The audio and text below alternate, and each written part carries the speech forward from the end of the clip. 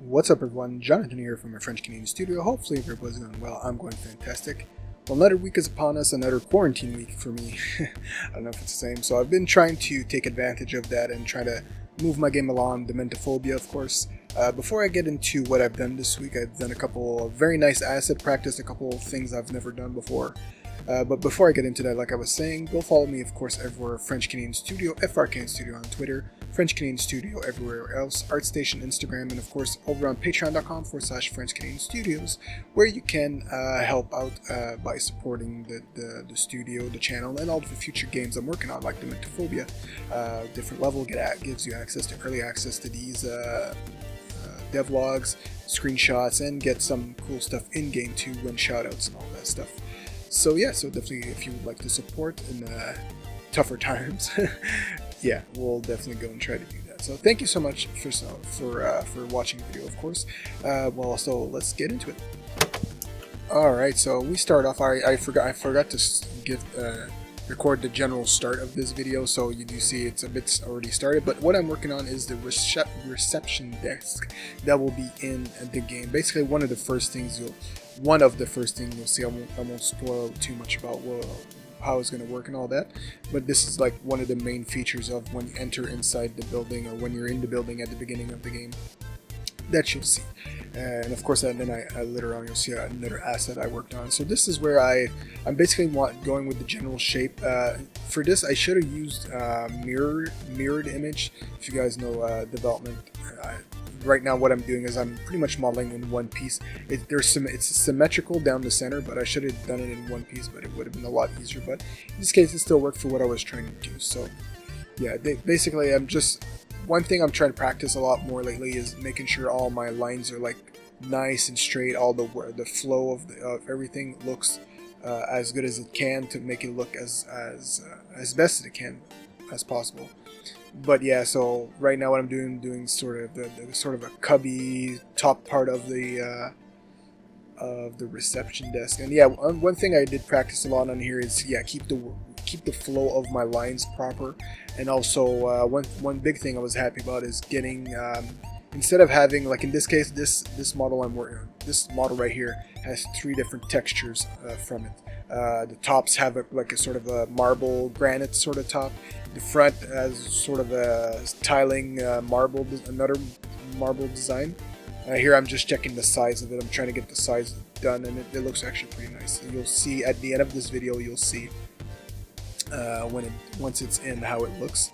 But yeah, I do get the fit down to make it look as nice as I can. And yeah, so instead of using 3 different textures like load in Blender, 3 different types of textures, this is actually, it's not very optimized to do so. So what I did instead is I've started practicing to combine all the textures into one texture map. Sorry, I know I get a lot technical here. I'm assuming most people that would watch this are people that do game design. So if you have any questions, of course, don't mind asking. Just ask. I'll try to answer as best as I can. Keep in mind, I'm not a professional game designer yet. I don't find, but it is something I'm working on. So yeah, right now I'm just getting all my lines down, getting all the little stuff, detail out of the way. So yeah, I do start this asset and the next asset. So this is something I worked on this week a lot, to try to get all into one texture map, to make it simpler in Unity. And also one thing I did start doing, not for this asset, for the next one I worked on, that goes with this asset. It's sort of the second part of this asset, and it's an asset I'll be reusing a lot. It's trying to get level of details, which in video games usually what you'll try to do is basically try to keep the amount of faces or tries down as much as you can for it to be optimized for a game, so it doesn't bog down slow computers or things like that. So the next model I work on did have a lot of detail to it, so I try to keep it down as much as possible. Right now what I'm doing, I'm putting seams so my UV map works properly. That's one thing I'm used to doing. Right now I'm adding textures, as you'll see as I progress. This is where I start putting all the different textures inside of it there. Yeah, this is where I start screwing around and take it as much place as possible. Anyway, You'll see one thing also I practiced this week with Blender into Unity is practicing my level of detail. Like I was saying, level of detail, basically what you call in an engine is LOD. Basically, you create a model. You basically create through 3 to 4 times the same model, but each time you create a model with lower poly. What's nice with Blender is it allows you to there's a modifier that's called decimate, so basically it reduces the amount of trice or faces on your model. And sorry, I'm sort of going off on a tangent here. What LOD does is basically as you get farther away from the model, the less you can see it. It changes from one model to the other with the lower details. So basically you won't see the crappier model. Sorry, you won't see the crappier model from a far distance. So that's why you use it, but you'll still see like a speck of it in the back. And at some point, once you get so far, it just culls it out of the end of the level pretty much. So that's what it's made for, basically. So the object is always still rendered in the engine, but it's in the game, but it's not. You're not seeing the full. It's not rendering the high poly all the time, the high polygon or the high trice one. This is where I get to the next model. I've been working on office chair. This one I'm really happy about because I did put a lot of work into it. It took me a good 5 to 6 hours to get everything done. Get the texture. The texturing is pretty easy on this. I was already set to what kind of colors on it I wanted, and you'll see at the end of the video how it looks in engine. So basically the toughest parts would probably get in the cushion is trying to get the proper form because I didn't want it to look too blocky. And then after that, when I do the backing, and instead of doing a mesh backing like my references image, I just use the same thing, modify it a bit, and then go from there. And I went into a lot of detail for this, so this has a lot of like small details that I don't know why I go crazy sometimes on these. I put so much effort into, maybe some people won't even see these details. So right now I'm working on the armrest. This time I did do mirror for the whole project, so that helped a lot. I didn't have to screw around with 2 different sizes. And this part was a bit more finicky because I was having a square into an oval shape.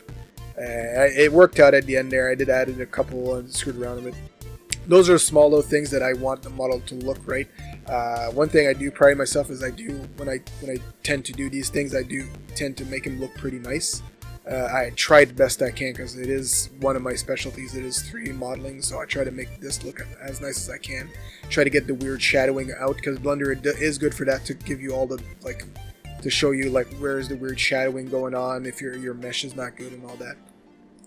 So I think the toughest part on this model right now I was working on were the legs, because a 5-point leg, and I couldn't get it exactly to look at the way it is in the reference picture, but I got it to a point where I messed around with it so much that it does look pretty nice now, so I'm happy with that. So now I just put buttons there. I think I'm gonna I already textured this and all that, but on the base image I might add just a small little screw head just to make it look somewhat nice, in case because the chair is you can move the chair in the game. You see here, this is where I start having I screwed around with it a lot.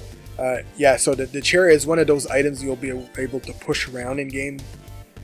So it is. I do want to make the environment interactable, but not everything. Like you won't be able to move the reception desk, but this you're able to, as you'll see in the small little demo video I put at the end of this video. You're able to bump into the chair, push it down, flip it over. By bumping into it, at some point I'm going to add the mechanics where you're able to pick it up, but we'll see about if that's even necessary and if I have the time to program them in, because I do want to release this game this year. I'm trying really hard.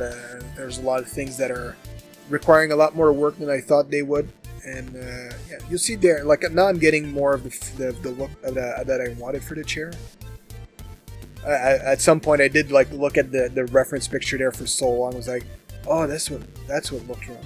And for this, I could have easily, for the legs, they're little things that rotate, they're a little separated now, but I could have done a cutout. I tried for 2 seconds, screw it, you won't even see, nobody will notice that. So I just didn't cut it out, just left the wheel so, because nobody's going to look for what it is. Nobody's going to look at, see if the legs are rolling. So yeah, you see, I'm putting a lot of work into this chair. I am reusing a couple things that handle. I reuse it in the back. You see, I just did that there. The bottom plate, I just took took that, copy it up there, and then just modified it.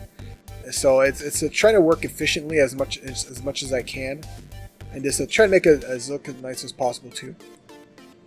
Yeah, so there's a lot of that going on. So hopefully you guys enjoy. I think now the next little video, it's next little part here is me starting to texture. Yeah, this is where I start like doing all my seams and stuff to get the texturing and UV mapping done. Try to get as efficiently done as possible. I think I got it the first try. I didn't have to go back and re-edit it, because I do try right now, like I said at the beginning, I do try to bake my own textures in, so I don't have to worry about different other texture maps that exist in another folder and all that. And I do think that I might have to go for my older assets to do that. I don't know. I might do that for the next future games I work on, but for now, for the assets, for the bigger assets of this game right now, I'll probably be doing this like that. So you see, I'm finding different textures for what I'm working on. And what's nice about the way I'm doing it now is instead of just using one plain texture and I'm stuck with that color, as actually with Blender I can adjust the color with a couple of hue saturation and all that. This is where I start baking. I think I stopped recording close to here. And this is where you start seeing the demo video of what is done. So this is the final product of the desk itself. Basically this is what it looks textured. These are the chairs. When you bump into them, they can move because I added a rigid body and there's gravity to it, so your character has mass, so you see I can top it over. And it looks pretty cool, so I'm pretty happy with that. So thank you so much for watching the video. Really appreciate it. Go follow me everywhere, like I said at the beginning. Would really appreciate that. And of course, keep on keeping on.